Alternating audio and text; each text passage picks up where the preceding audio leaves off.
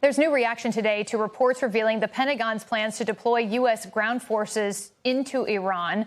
This shortly after President Trump indicated that he was considering winding down military operations in the region after walking back his message of regime change. I could tell you that our Pentagon, led by Secretary Hegseth and Chairman Dan Kane, are preparing, they're planning, they provide options of trained, in position and well-equipped soldiers, sailors, airmen, Marines to the president for him to take the options as he sees necessary to achieve our objectives. So I would fully expect the Pentagon to be planning for all scenarios. Joining me now is Shervin Pishevar, advisor to Iranian Crown Prince Reza Pahlavi. Shervin, thanks for being with us. The Crown Prince, thanks for having me. Of course, the Crown Prince has been able to garner enormous popularity among the Iranian diaspora, and it seems to be the most obvious. He seems to be the most obvious choice to fill this power vacuum should there be regime change. But what makes you confident that he has widespread support inside of Iran, given that we've seen this internet blackout and, of course, repressive tactics by the regime? Is it possible even to get a real handle on the true support he has there? Well, let us remember in January, during the protests, millions of Iranians came into the streets, and they responded to the call of President Trump, saying, we have your back, and to the Crown Prince Reza Pahlavi's call for the Iranian people to come into the streets on January 8th and 9th at 8 p.m. And millions of Iranians were saying his name. So the proof is in the videos that you see from those protests. The only leader that the Iranian people inside of Iran, not just the diaspora, are calling out for, even now during this liberation operation from the balconies, they're calling out for his name. And I am an advisor to the Crown Prince's Iran Prosperity Project, which is basically a 175-page plan that goes into detail about the reconstruction and rebuilding of a new Iran, a democratic Iran. The Iranian people are extremely talented. There's over 93 million brilliant souls in Iran that are just as talented, if not more talented, than the Iranian diaspora. And just small population of Iranians. In my career in tech and venture capital, I've been blessed to be able to work with amazing Iranian entrepreneurs like Dara Khosrowshahi. And you add up the numbers. I was in my role at Uber as a board member and investor. I got to see him up close. Dara is one of the only Iranian Americans that could lead a company like Apple, for example, and Microsoft. These are the types of talents that we have.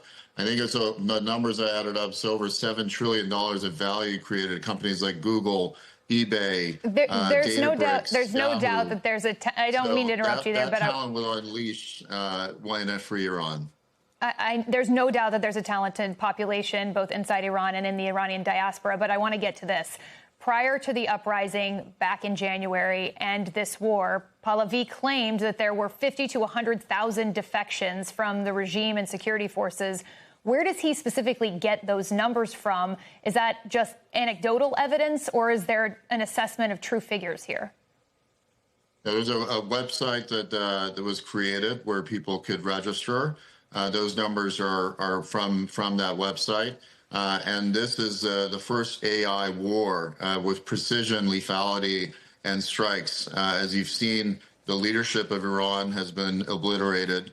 Now the Basijis are being hunted down. The hunters have become the hunted. The Basijis are the ones that have basically murdered over 43,000 Iranians in those 2 days, January 8th and 9th, with bullets bigger than Coca-Cola cans.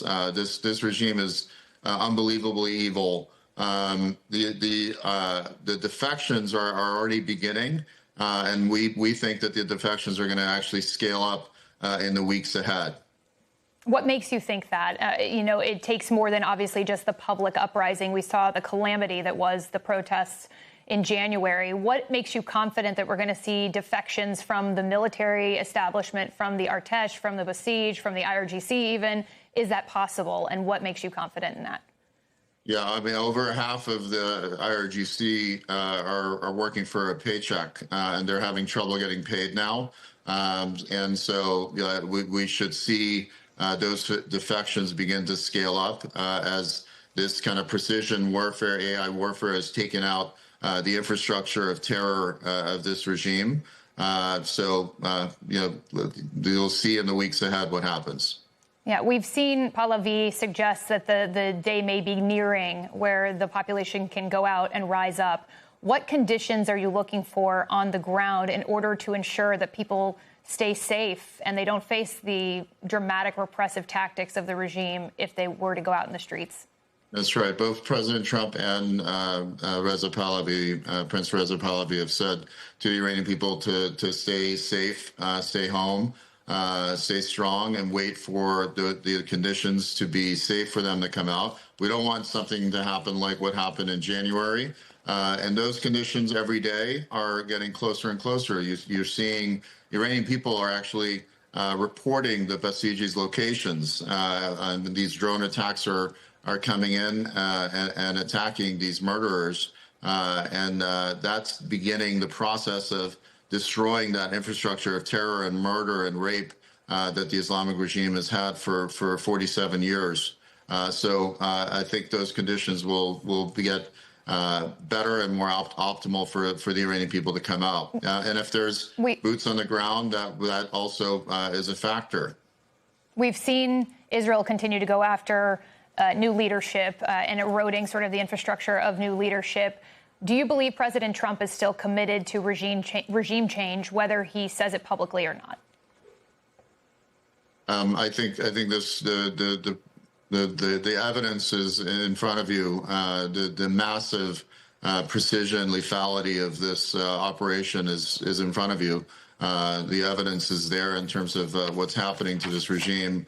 Their missile capabilities are down by 90%, since the beginning of the war. Shervin Pishevar, thank you very much. Thank you.